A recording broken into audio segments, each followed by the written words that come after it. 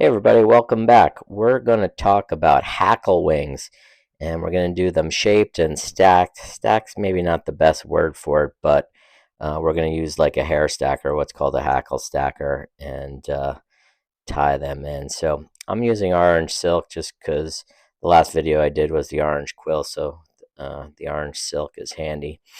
And this is a really old winging style, and somehow it's fallen out of fashion. Um, but here I'm going to use a dun rooster hackle, and I'm measuring the barb length, as you can see, to be the length of the hook shank, just like you would on a slip wing, quill slips, on hackle tips, using duck flank feathers, wood duck, mallard, etc.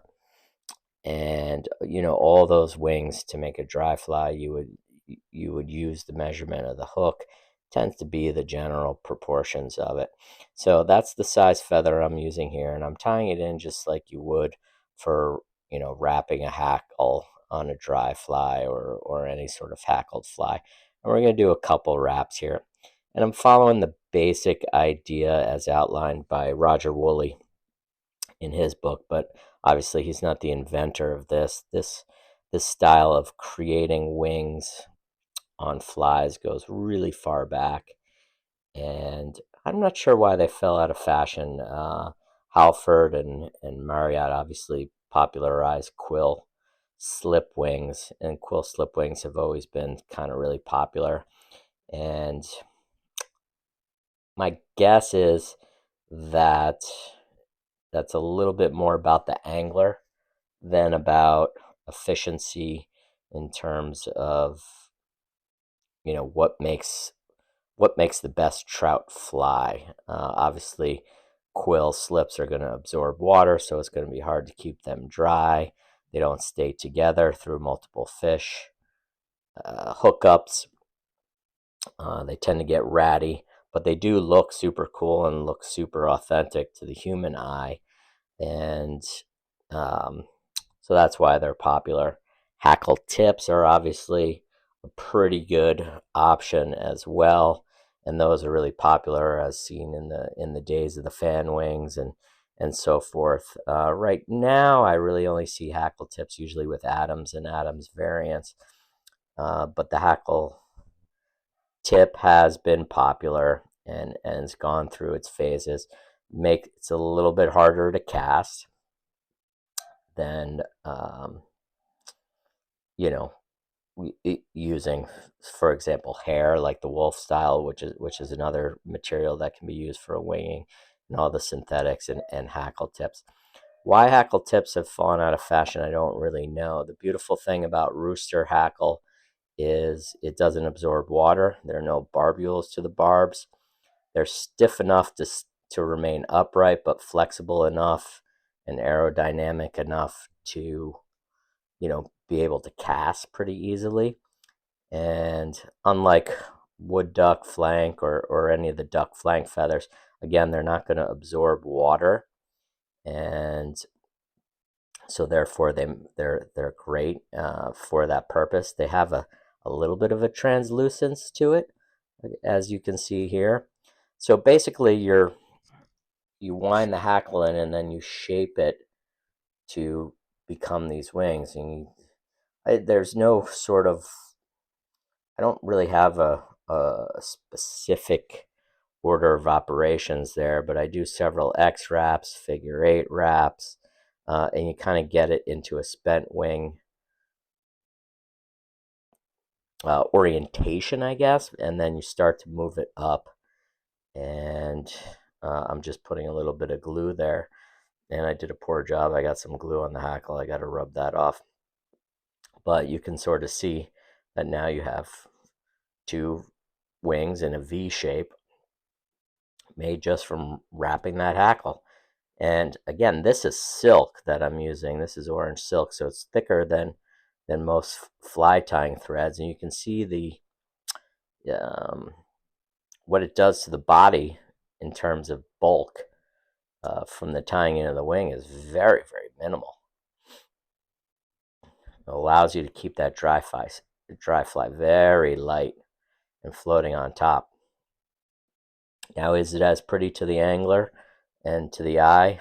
Maybe not, but here's sort of a backed up view of it. Here's the front, so you can see the V shape of it. Now, here's another idea to use hackle barbs. It's hard to do, say, like a whiting or a Metz or these sort of genetic cape hackles in this fashion, and to use real Gallo de Leon from the kidney feathers that you would get from Spain. They're so stiff. They're super, super stiff. It's hard to do it this way. But whitings, what they sell as Coque de Leon capes, which are really inexpensive, $25, for a cape. I only have one, so the color here is not the greatest option, but because this is kind of a real speckly, dark brown. But you could just strip off those hackles and put them in a hackle stacker, which is like a hair stacker, and tie it in just like you would a hair wing. So measure that off, do a pinch wrap, get those hackles just like you would hair on top of the hook. Wrap a little bit back to hold it all together. And you can see those barbs are super long with the Coque de Leon from whiting.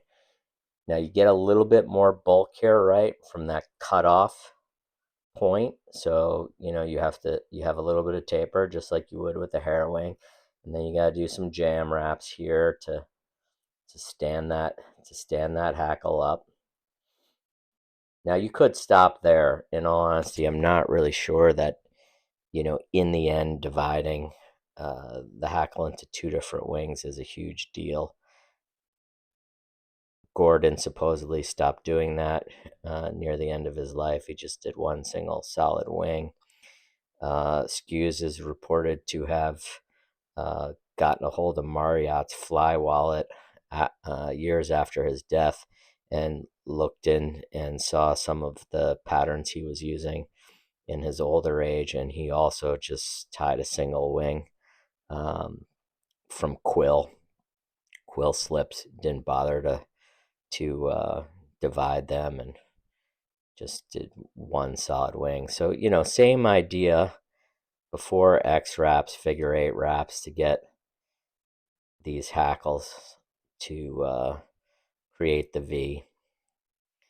And like I said, I don't have a specific order of operations here. I just kind of go for it and do it, as needed, and do the wraps I feel as needed to get them into the position that I want.